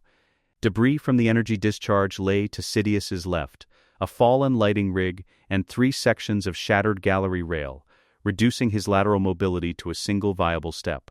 Behind him, the lip of the Senate's central well, the open drop at the heart of the chamber, the 100-meter vertical space around which the Senator's pods deployed. Currently empty and dark, and offering nothing to stand on. If he retreated into that. Sidious felt the geometry and did not like it. He broke left to escape the compression. Windu moved to close it. He broke right, and Anakin was there, maintaining his distance, the blue blade steady and unthreatening in its familiar posture. He assessed the remaining exit up, over both of them, a Force-assisted leap to the gallery level. He gathered the Force for an explosive outward burst, the full Force expansion of dark side energy in all directions simultaneously, sufficient to throw both opponents off their feet and buy the space he needed. He released it. Anakin reached out and stopped it. Not deflected. Not absorbed. Held, the burst of Force energy, the compressed output of the most powerful Sith Lord in a millennium, released at full capacity, simply stopped in the air between them. It hung there, visible, a crackling sphere of purple-white energy suspended 3 meters in front of Anakin's outstretched hand, holding its shape against the Force grip that had closed around it, humming with a sustained electromagnetic pitch that resonated in the chest. 1 second. Sidious had never seen this done. In 50 years of combat, in 1,000 years of accumulated Sith technique, there was no record of this. You deflected Force energy, you absorbed it, you redirected it, you did not catch it with your hands and hold it in place like a man holding a ball. Anakin released the burst into the rotunda floor directly between Sidious and the gallery. The explosion of energy hit the marble and discharged outward in a ring, the stone cracking in a 3-meter radius, the released energy vaporizing the exit path in a bloom of heat and debris. The last avenue was gone. Sidious turned away from Windu. He turned his full attention, his full combat intelligence, his full Force presence, every analytical resource he possessed, toward Anakin Skywalker. This was the moment, he had decided, to understand what he was dealing with. The Ceresu problem could wait 10 seconds. He needed to know what the boy was. He drove forward with both blades. Fast, testing, this was the moment Windu had been waiting for. Sidious's Force presence, which had been oriented toward Windu and subtly suppressing the dark side energy in the room, preventing the Vapad loop from establishing, rotated away. The suppression lifted. The dark side energy that had been building in the rotunda since Palpatine dropped his concealment flooded into the available channel. Mace Windu ignited Vapad. Not the measured, conservative defense of Ceresu, Vapad at full draw, the feedback loop opening in his blade like a circuit completing. Dark side energy flowed in through the violet blade, amplified through Windu's controlled connection to his own aggressive impulses, and began cycling back. He was behind Sidious now, and Sidious was not looking at him. Sidious could not manage both directions simultaneously without sacrificing one. He turned back toward Windu. Anakin was already there. The blade was different. The stance was different. The weight-forward form vibe posture was gone, and what replaced it was something Sidious had no model for. Compact, grounded, the blade held with the minimal necessary grip, the footwork surgical and still, each element stripped of everything that was not load-bearing. Not the young Skywalker's aggressive improvisation. Not the reckless power of a Padawan in his prime. The cold precision of a man who had spent 23 years refining a single combat system until there was no inefficiency left in it. 3 strikes, high diagonal, forcing Sidious's guard to rise, low cut at the outside of his knee, forcing the guard to drop and the weight to shift. Direct thrust at the center of his chest, compressing his defensive posture inward against itself. 3 contacts, each deflected, each deflection costing Sidious half a step backward, his guard pulled toward his own center line by the geometry of the sequence. He was being walked. Not pushed, walked. 2 practitioners in perfect synchronization, Windu's Vapad feeding on everything Sidious generated and returning it amplified, Anakin opening himself just enough to the shadow of Vader. The specific darkness that lived in him, that had always lived in him, to feed the loop from the other side. Sidious's own power came back at him from 2 directions simultaneously, his lightning cycling through Windu's blade, his aggression cycling through Anakin's gemso, the feedback running at a volume he had not experienced since the last time someone had run Vapad against him alone. This was not alone. The tide came in waves. The dark side energy Sidious had poured into the rotunda now in the possession of the loop, running through it, amplifying with each cycle. The raw lightning output diminished as the loop consumed it. The rotunda's natural light from the apex dome reasserted itself as the artificial dark receded. The sounds changed. The crack of lightsaber contact, which had been swallowed by the chaos of the initial unleashing, was suddenly audible in the room, precise and clean, the geometry of the duel written in sound against the chamber's acoustics. Contact, contact, contact, the backward steps of a Sith Lord losing ground he could not recover. Sidious went to one knee. It was not a choice. His right leg simply declined to hold the position that his tactics required of it, the accumulated cost of the feedback running through him, his own darkness weaponized against his capacity to fight, his lightning output diminished to a splutter that discharged harmlessly off the marble 2 meters in front of him. His guard dropped. A fraction. Half a second's exposure at his centerline, the blade angled too far right to recover cleanly from. Any competent opponent would have seen it. Both opponents saw it. Windu stepped back, his blade held, his breathing controlled, but the 32 hours without rest were in his face now. He looked at Anakin. He did not need to speak. The rotunda was quiet. The loop was quiet. The last echo of the unleashing was quiet, the chamber returning to itself, the natural light sufficient and clean in the space where the manufactured dark had been. Debris lay across the marble floor. The cracked ring where the Force burst had discharged was a permanent record in the stone. Sidious knelt in the center of it. Anakin stood over him. It was his moment now. Sidious had one knee on the marble and both hands on the hilt of his lightsaber, and he was still calculating. This was the thing about him. This was the thing Anakin had watched for 23 years, and had never stopped being precise about. In his own assessments, the man did not stop. Defeat did not interrupt the calculation. Pain did not interrupt it. He had taken the full return of the Vapad loop and gone to one knee, and was already, in the silence that followed, running the remaining scenarios. Exit paths. Escape vectors. Leverage. The scenarios were not promising. He could feel that in the Force, in the specific quality of attention being applied to him from two directions, but he was running them anyway. Because Darth Sidious did not surrender to outcomes. He processed them until he found the crack. There was no crack. He looked up at Anakin. What he found in that face would have told anyone with basic perceptive capability that the scenarios were closed. There was no lever to pull here, no fear to exploit, no grief to weaponize, no pride to stroke.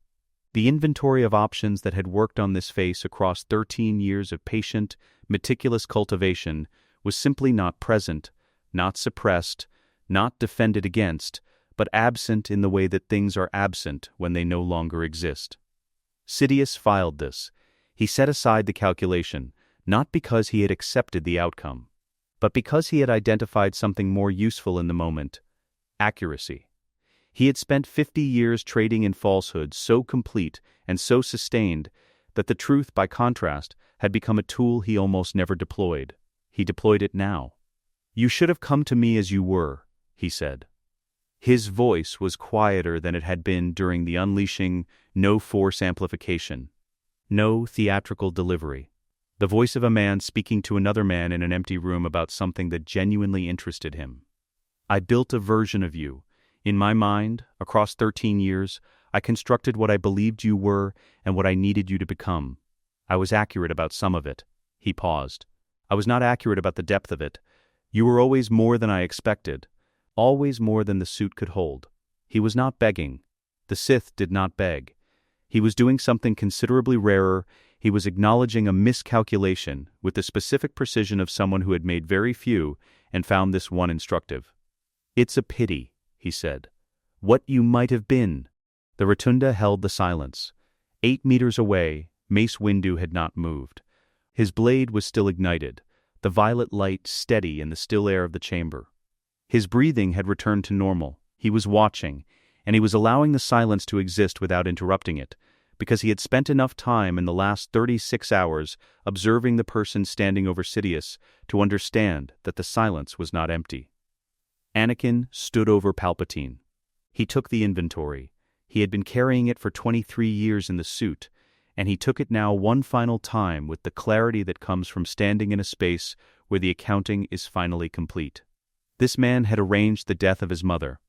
Not directly, not by sending the Tusken Raiders to her camp, not by planning it, but by designing a galaxy in which a slave child left Tatooine and no one returned for the woman left behind, and in which the systems that might have freed her were deliberately kept too corrupt and too exhausted to function. The outcome was arranged even if the method was ambient.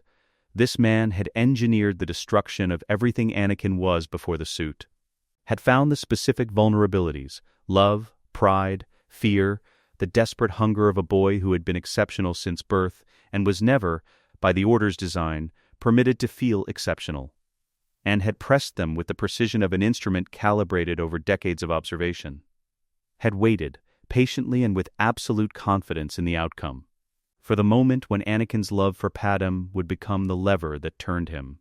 This man had let her die, had the power to prevent it, had cultivated across years the myth that the dark side could prevent death, had held it in front of Anakin like a lantern in the dark, specifically because Anakin was afraid of the dark and specifically because he loved someone enough to follow the lantern anywhere. And when Padmé died anyway, in a medical facility on a moon, with her last breath saying that there was still good in the man walking away from her, Palpatine had looked at the thing he had made and called it a success. This man had taken his children and scattered them to opposite edges of the galaxy, and told the weapon he had created that the weapon was responsible for the loss. Anakin looked at all of this. He held it in the same way he had held the Force burst in the air a few minutes ago, not reacting to it, simply containing it with full awareness of what it was. He did not feel rage. He had checked for rage before the duel began, running his internal state with the habitual precision of someone who had learned the hard way what rage cost. It was not there. Not because he had forgiven Palpatine. He had not, and would not, and the architecture of what forgiveness requires did not apply to this situation in any framework he could identify. He had not forgiven him, and the rage was still absent, because rage required caring about the other person's experience, required investing in their reaction to your fury, required making them the subject of something. He did not care about Palpatine's experience. He cared about the Republic. He cared about Padmé and Luke and Leia and the billions of beings on a billion worlds whose lives in the original timeline had been spent under a boot that Sidious constructed. He spoke quietly, not because he was suppressing volume, but because the words did not require it. "I'm not killing you because I hate you," he said.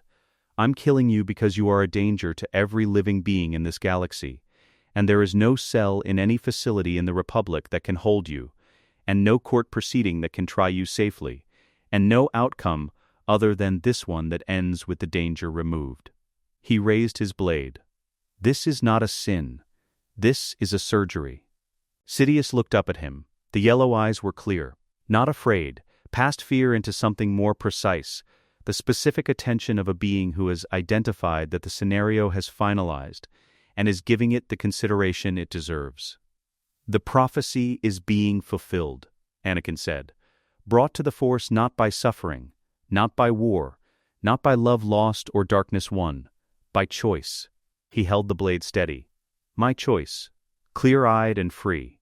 He looked at Palpatine one final time, at the face that had worn Chancellor's warmth for 13 years while this was underneath, at the man who had built a suit and put him in it and called it salvation.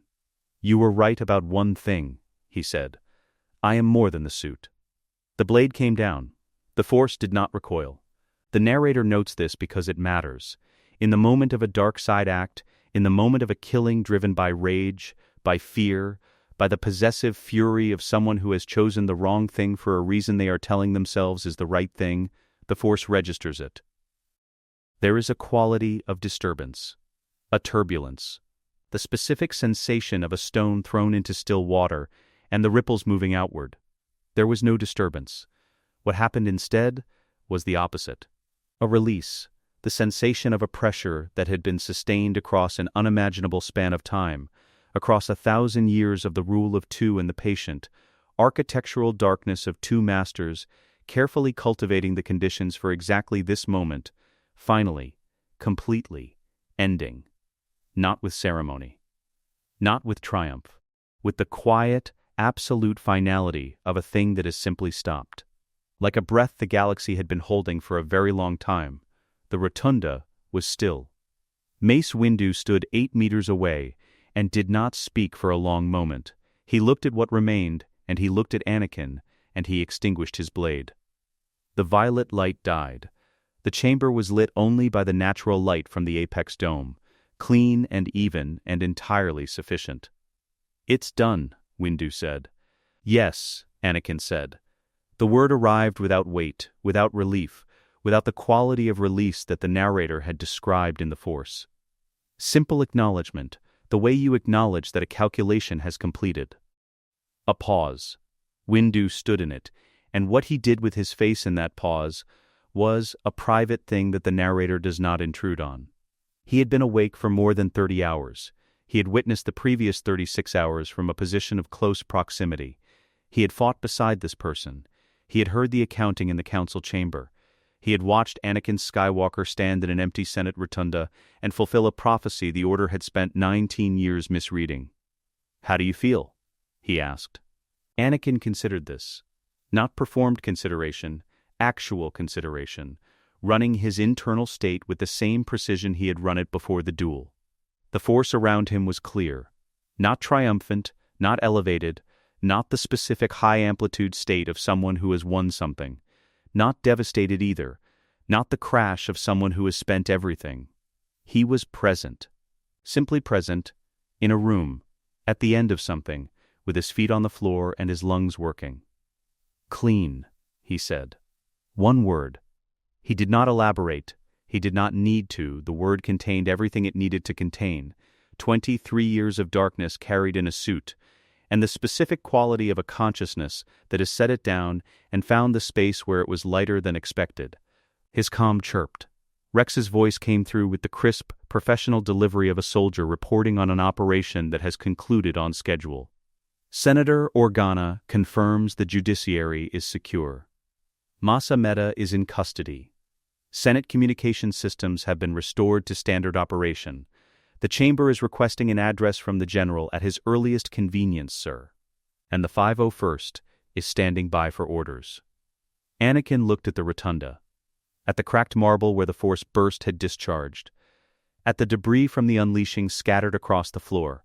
At the empty pod rails and the quiet gallery and the apex dome admitting its even, indifferent light to a room that had held the Republic's corruption for 13 years, and was now simply a room. "Tell them all to stand down, Rex. Tell them it's over." "Copy that." A pause. The professional brevity held, just long enough to suggest that what came next was not part of the report. "And sir? Yeah? Good job." Something moved in Anakin Skywalker's face. Not a smile. The beginning of one, the specific fractional shift of muscles around the eyes and mouth that precedes a smile, and in this case did not complete itself, arrested by the accumulated weight of the day and the habit of 23 years, and the simple fact that the room they were standing in was not, quite, the place for it. But the beginning was there. It was enough. Within a week, the Separatist Council had no one to answer to. The movement had been, at its structural core, a managed conflict, a war with two sides and one architect, sustained by the precise application of Sith intelligence to keep both parties sufficiently threatened, sufficiently angry, and sufficiently dependent on the escalation to seek resolution through means other than continued fighting. Remove the architect, and the architecture revealed itself as what it had always been, a framework with nothing inside it. Count Dooku was dead. General Grievous was dead. The financial networks that had funded the Confederacy's droid foundries were identified, frozen, and handed to Bail Organa's Oversight Committee within 72 hours of the Senate rotunda. The separatist worlds did not surrender in any formal sense. They simply stopped receiving the direction that had been telling them they were at war, and in the absence of that direction, the war became increasingly difficult to explain to the beings who were being asked to fight it. Some systems returned to the Republic, some did not. The ones that did not became the first test of a reformed Senate's capacity for patience over punishment, a test that, in Padmé Amidala's eventual assessment, the Republic passed imperfectly and honestly, which was better than passing it not at all. Mace Windu cooperated fully. Sly Moore did not, and was convicted on conspiracy charges in proceedings that took 11 months and established. In the permanent legal record of the Republic, the precise documented shape of what a Sith-controlled government looked like from the inside. The record would be studied for a generation. The lessons would be argued over for much longer than that. The clone inhibitor chips became the most contested political question of the post-war period. Rex was the first public face of the emancipation debate, the first documented liberated clone, the man who could stand in front of a Senate subcommittee and explain, in the flat professional register of a soldier who has processed something enormous and decided to be useful about it, exactly what it felt like to have your autonomy returned by surgery. His testimony ran for 3 days. On the first day, several senators wept. By the third day, the vote was called, and the outcome, while not unanimous, was not particularly close. The Jedi Order convened its own reckoning. Yoda led it. He had said, in the council chamber the morning after the Senate, that they were wrong about much. He spent the following months demonstrating that acknowledgement was not a performance by doing the painful, institutional, unglamorous work of identifying exactly what they had been wrong about and building the framework for what came next. Several senior masters recognized, in the anonymous testimony that found its way into the Order's internal review process, the specific forensic clarity of someone who had watched the results from the inside. None of them named the source, none of them needed to. The resignation was private. The temple meditation gardens at dusk, 3 weeks after the rotunda. The kind of evening that the garden was built for, the light coming through the upper canopy at a long angle. The water features at the garden's center running with their quiet persistence, the temperature exactly the temperature of a place where things can be said without the architecture pressing too hard on either party. Anakin had kept the Padawan braid in a drawer. He had stopped wearing it at 19, when the council appointed him to their ranks while making clear in the same breath that the appointment was political, and the rank of master they were declining to confer was not. He had kept the braid anyway, in the specific way you keep things that represent something complicated rather than something clean. He placed it on the bench beside him. Left it there. Obi-Wan looked at it for a moment. He did not pick it up. "Will I see you?" he asked. "When it matters," Anakin said. "I won't be far." Obi-Wan nodded, the nod of a man accepting a reality he has already spent 3 weeks arriving at. He had processed what happened, or had processed as much of it as was available to be processed, which was not all of it, and might never be. He had revised his understanding of his student several times in the preceding weeks, and arrived at something that was not understanding exactly, but was at least accurate. The person who had trained beside him for 13 years was the foundation of the person who had come back. But the person who had come back was not the same person. What you owed someone's foundation and what you owed what was built on it were different obligations, and Obi-Wan was a precise enough thinker to have identified the distinction without finding it comfortable. "He would have been proud of you," Obi-Wan said quietly. "You know that." Anakin knew who he meant. The man who had found a slave boy on Tatooine and seen something in him worth crossing the Jedi Council for, who had believed, against institutional resistance, that the belief was worth the cost. "I know," Anakin said. "I'll try to deserve it this time." He stood. He left the braid on the bench. He walked out of the garden without looking back. He was done with the Order. The Order was not done with him, and never would be, because what he knew was not separable from the service the Republic needed, and the Order would eventually come to him anyway, through intermediaries and careful channels, when situations arose that required a capability their architecture could not contain. He would respond. Quietly, without attribution. The braid remained on the bench for 2 days before a groundskeeper collected it, catalogued it under a reference number, and placed it in the temple's archives, where it sat in a sealed box alongside 312 years of accumulated effects from Jedi, who had chosen to leave rather than be removed. Padmé gave birth on Naboo, a private medical facility in the Lake Country, attended by a small team and by Anakin. The birth was not a crisis. It was not an emergency in a facility orbiting an asteroid, in the aftermath of a war, with medical droids and a political collapse for context. It was a birth, difficult and ordinary in the specific way that births are both of those things simultaneously, and when it was done. There were 2 children in the room. Luke, Leia. They were not separated. They were not hidden. They were not given names selected for tactical reasons or placed in the care of people who would never tell them who they were. They were given names by their parents, who were present, and who were alive. This was what it had all been for. The narrator does not need to explain this. The fact contains its own significance. Padmé did not retire from politics. She had never seriously considered it. The Republic was in the process of rebuilding something, and the question of what it was building toward was too important to leave to people who had not spent the last several years watching its near failure from the inside. She became one of the primary architects of the post-war reconstruction, the demobilization of the clone army, the constitutional revision that distributed the executive powers the emergency had concentrated, the long and unresolved and necessary debate about what the Republic's relationship with Kamino should become now that the Republic knew what Kamino had been doing. She ran for the newly reformed position of Chancellor of the Senate, Distinct from the Supreme Chancellor role that had been dismantled in the constitutional revision, the executive authority redistributed across a restructured council and lost the first ballot by 11 votes. She won the second by 43. The margin was not what anyone would call comfortable. It was what anyone who had watched her work would call exactly right. Anakin Skywalker was officially listed in the Jedi Order's personnel archive as retired. Status: private citizen. What he was in practice was something the Republic did not have a word for, because the thing had not previously existed and no one had built the category for it yet. He carried, in the specific architecture of his memory, the complete operational knowledge of an empire that had never been built. He knew every Senator Palpatine had compromised, not all of whom had been exposed in the public proceedings. He knew every system Palpatine had primed for fascist conversion, the specific vulnerabilities in their local governance that the original plan had intended to exploit. He knew every contingency protocol the Sith had prepared against exactly the scenario that had occurred, the scenarios in which the plan failed, and the fallbacks activated. And he knew which of those contingencies had already been pre-positioned and might function autonomously in Palpatine's absence. He used this knowledge the way a surgeon uses a blade precisely in the specific place where it was needed, removed when it had done its work. Through Bail Organa.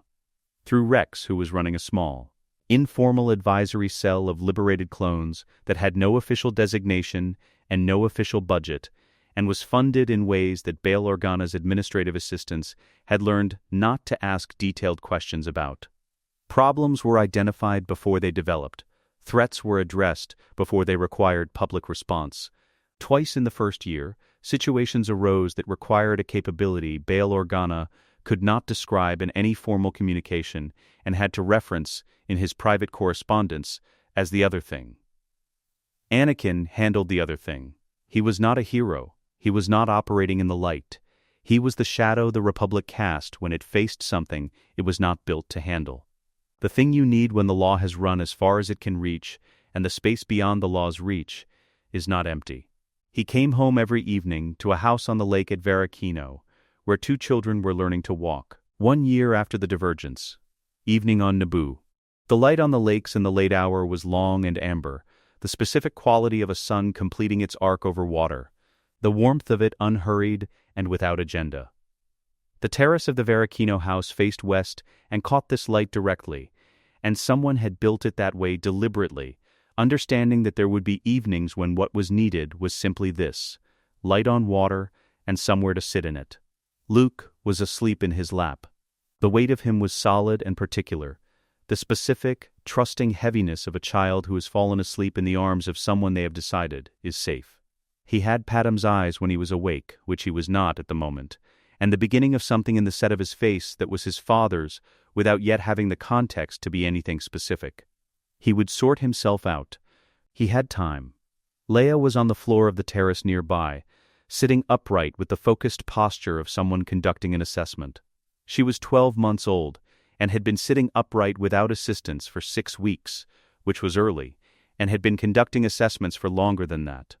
She was watching the lake with the expression of a being who has noted several things about the lake and is reserving her conclusions.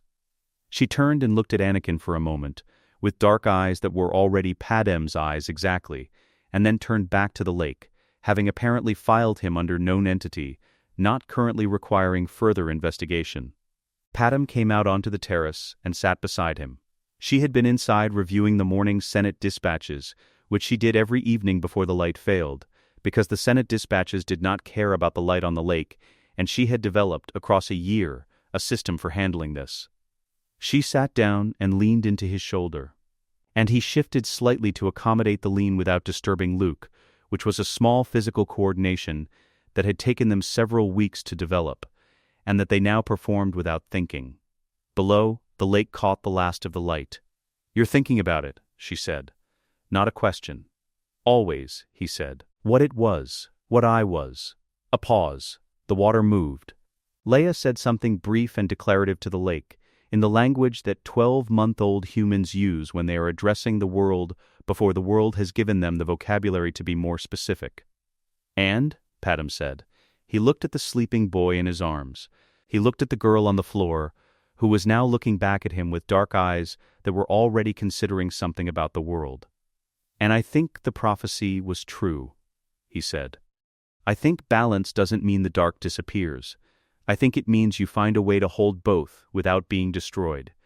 I think you find a way to keep living anyway." Padmé took his free hand. "Is that what you're doing?" "Yeah," Anakin said, quietly. "I think that's exactly what I'm doing." The light fell. The lake was still. In another life, this galaxy burned for 20 years. In this one, a man remembered who he was before the fire and chose differently. The Force does not promise easy roads. It promises only that the choice is always there until the very last breath. Sometimes that is enough. Sometimes that is everything. Let us know what you'd like to see next. The end.